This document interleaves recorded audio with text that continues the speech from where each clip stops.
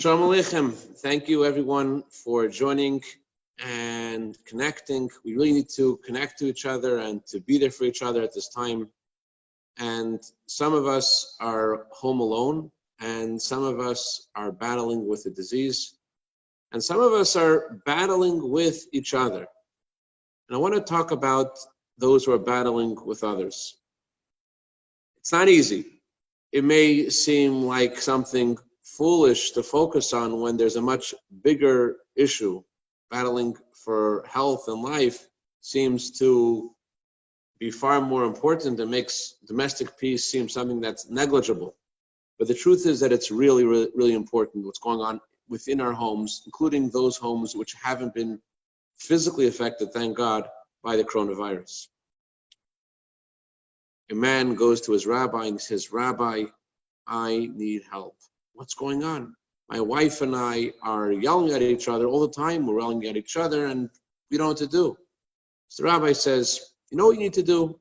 You need to go on a walk every day, 3 miles. Go walk for 3 miles and calm down." "Okay, Rabbi, I'll do that." A month later, the rabbi calls him up. "What's going on? How's life?" "Oh, Rabbi, it's great. Much calmer because I'm 90 miles away."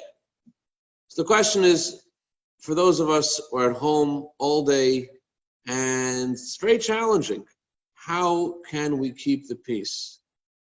Husbands are home without their work, and they're just pacing and thinking, and they're sometimes like raging bulls. And a wife, a woman, a mother also needs to get out and breathe. And sometimes a woman prefers retail therapy. Now, although retail therapy may work for the wife, but at the same time for the husband, there's nothing that can raise the blood pressure of a husband like retail therapy, like his wife making extra purchases, which he doesn't know how he's going to pay for them because he's painting this black picture of not going back to work for another 2.5 years. And he's thinking, how am I going to pay for all this? And this causes even more and more pressure. This is not just for couples, also between people. There's a lot of pressure and anxiety. And think about children growing up in a home where there's discord. You know, for a child, he needs to have that security that his home is a safe place. And if the challenge is so great that mom and dad can't handle it, so what can the child do? It can really tear a child apart. And I want to focus on a couple of tools that I think will be beneficial to focus on in this time. Because our words do make an impact. Our words go into the walls of the home, go into the heart of your spouse, go into the heart and minds of your children, and they stay there. And they have it, and long after this virus is forgotten, those words will still be there. So it's really important what we say and how we say. Rabbi Heller, Zayin Gesund, the head of the Kollel in Crown Heights, said there are many fathers, they say the right words, but the tune can kill chassidus, the tune. All the money in the world cannot fix a hurt that may be caused by the wrong word. Words are free, but the pain they cause maybe aren't enough. There's not enough. There's no money in the world that can heal that pain. So the 3 tools that I want to focus on today are silence, altruism, and trust in God. We're about to begin the book of Leviticus, the book about the sacrifices. And the book of sacrifices is focused around one item in the temple. That is the altar. The altar is the place where all the sacrifices were offered. Now, in the tractate about divorce, Tractate Gittin in the Talmud, it concludes with anyone who divorces their wife, even the altar cries for that person. Now, the words of the Talmud are very precise, every word. The Talmud says the altar cries, even the altar cries. Why the altar? If the cheruvim, if the angel-like images in the Holy of Holies shaped like a man and woman, if they looked sad, you would understand. If the menorah's light would suddenly be extinguished, you would understand. But here the Torah says specifically that the altar cries. Rabbi Meir Ashkenazi, Olav Shalom, he was once asked by the Rebbe to visit a couple that was not getting along and try to create understanding between them. And he was successful. And the Rebbe saw him in the middle of a Hasidic gathering, in the middle of a farbrengen. The Rebbe called him over, and the Rebbe asked him, "What'd you do? What'd you say?" So Rabbi Ashkenazi told the Rebbe, what I said was, I explained the language of the Talmud. Even the altar cries. Why even the altar? Because the altar is the most hardened item in the sanctuary. The altar sees all the flesh and blood that's burnt upon it. It's very hardened, and yet it can't handle this. A husband and wife not getting along, it can't handle it. There's a deeper reason for the altar's tears. Another explanation of this passage in the Talmud is that only the altar cries. Why only the altar? Because the altar knows the secret that the husband and wife are clueless about, and the altar knows how to solve the issue. And the altar, seeing this poor husband and wife ruining their lives, the altar cries because the altar knows the answer. In Sefer HaBoyer, which was written by Rabbi Nechuni ben Akana, it says that the word sacrifice is related to the word closeness. And that by giving, by sacrificing, that's the way to cause closeness. Sometimes people feel, if I give in, I'm showing weakness, but it's not true. The moment that you give in, you're creating a bond with your spouse. The moment you don't say those hurtful words, the words that you can't take back, you're opening a safe space in your relationship, in your marriage, and you're allowing there to be that closeness. Perhaps we can learn something from those masks that we have to wear on our faces, that we have to keep some things inside of ourselves and not let them come out. Just keep some things within, keep those words within and not let them out. Rabbi Nechuni ben Akana, the author of this book I mentioned, he had a very long life, and he was asked, why did he merit such a long life? And he said there was three things he did. One was, I never felt good about another person's shame.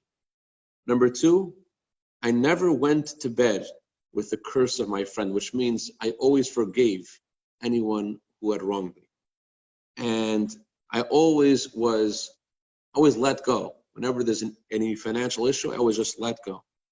Rabbi Nechuni ben Akana, he tells us the secret to discord between the husband and wife. The first tool is silence. The first tool is to give in and not to, when you're in a place of anger, the Talmud says, no peace ever comes from anger. It's a rule. You're never going to prove the point and then, oh, now I understand. Never happens. So the first tool is that the mask reminds us to just give in and not to let those words come out. Silence.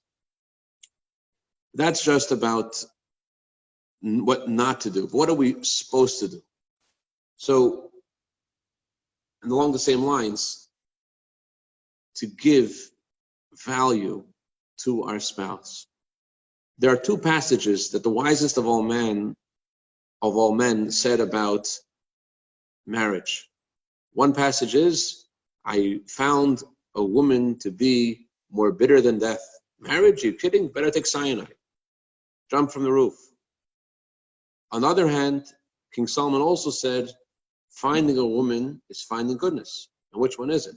If you look carefully at the passage of the Talmud, he says, if I find the woman to be more bitter than death, if you're looking for yourself, if your ego is central to your life, then it's not going to have a happy ending. But if you are matzeh ish, if you find your spouse, you see your spouse, and you let your spouse feel achievement, if you let your spouse feel appreciated, if you give that room to your spouse, then there's goodness, then it's happy. There's happiness there. There was a couple who was suffering for many years from childlessness, and there is a segula, there is a certain spiritual remedy to have a child, to read the Haftorah about Hannah praying for a child on Rosh Hashanah.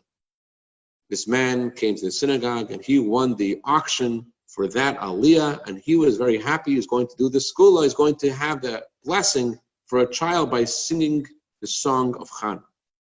What happened was 2 brothers come in there and they both say, hey, sorry, Yankel, we both have yahrzeit today and we both need aliyahs. We bought aliyahs, but we can't do it together because we're 2 brothers. Can you switch with us and one of us will get this and one of us will get that? He said, you know what? Me and my wife, we've tried all the schools in the book. We tried all the spiritual remedies in the book. There's one thing we haven't tried. That's giving in. I'm going to give in. You could take it and you could have that aliyah.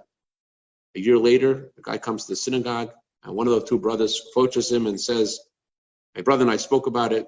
You could have the aliyah. The man replies, I don't need the aliyah. My wife and I were blessed with a child a month ago. By giving in and making that first move and showing appreciation for your spouse and being altruistic and putting their needs first and doing something, a wise couple knows at the end of the day that after there's been some kind of discord, you make a move to give something that your spouse likes, it changes the whole dynamic. So being altruistic and thinking about the other person, making them the center of your life and showing them appreciation really can change the music in the house. And there's a third thing. The third thing is, Gam Ze Ya'avor. This will pass. And trusting in God, how with absolute faith and certainty that as the month of Nisan entered yesterday, the month of Nisan is a month when we were redeemed from Egypt and is the month that we will be redeemed from this present exile. It's a month of miracles and redemption, and we have to have absolute trust in God, and God will take us out of this exile. There was a couple, I heard the story from Rabbi Yossi Goldman. It's printed in the Gem this week. A lot of you are not going to be reading the Gem this week because you're not going to shul, so I will just share with you briefly a segment of that story. Rabbi Yossi Goldman said that he and his wife, when they had their 10th child, the doctors told them that they cannot have a natural birth because their child is positioned in the wrong way. The child has to be positioned a certain way, and it's vertical and horizontal, and there's no way. The woman is in labor in South Africa, and the doctors are saying there's no way out. We have to do a cesarean. And the woman, Rabbi Goldman's wife, refuses. So the doctor, I don't know how the doctor thought of this. The doctor realized he's talking to a Hasidic couple. He says, why don't you go ask your Rebbe? It's good advice. Rabbi Goldman didn't think of it because there was no cell phones in those days, in 1991. And to reach Rebbe's office, not so simple, South Africa. But he called and he got through. And the Rebbe said, since the doctor is seeking my advice, he probably won't be upset if I tell him to listen to your wife and to wait. The baby shifted. And the baby was born healthily without any problem. The doctor said this never ever happens. And the doctor himself became an observant Jew. He was Jewish, but he started keeping Torah because he saw how things had changed in a way that only a tzaddik, only a blessing that comes directly from God can accomplish. And the baby's name is Nisan, the name of this month. The month when things shift for the good, as they did for our people in Egypt, so too will they shift for all of us. We'll all see in this month of Nisan, the month, the miracles of the Geula, the miracles of Mashiach, the miracles of good health. I want to ask everyone who is listening to please say a prayer for David and Shoshana, Rabbi Dr. David Godes, who's on the front lines to help people. And unfortunately, he has this disease and he is in critical condition. And Baruch Hashem, there was a lot of improvement last 24 hours. Please say more Tehillim for him, pray for him, and have in mind this Shabbos.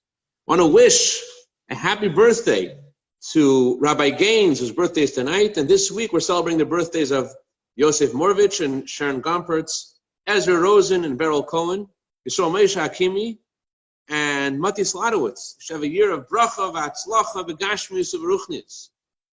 I also want to wish a happy anniversary to Boaz and Shena. Many happy returns to this day. And may we all see bracha and simcha and happiness and the true shift for good immediately, especially today, because today is the second day of Nisan, it's anniversary, the 100th anniversary of the passing of the Rebbe Rashab. The day of the passing of a tzaddik, the tzaddik's neshama goes to a new, higher place than ever before. And from that higher place, he elicits salvation that comes upon the earth, within all of us, all the Jewish people. So may we see this with our eyes. May our eyes see this, and may we see emesa, happiness in the Chama before the Shabbos ready with the coming of Mashiach. Have a wonderful Shabbos.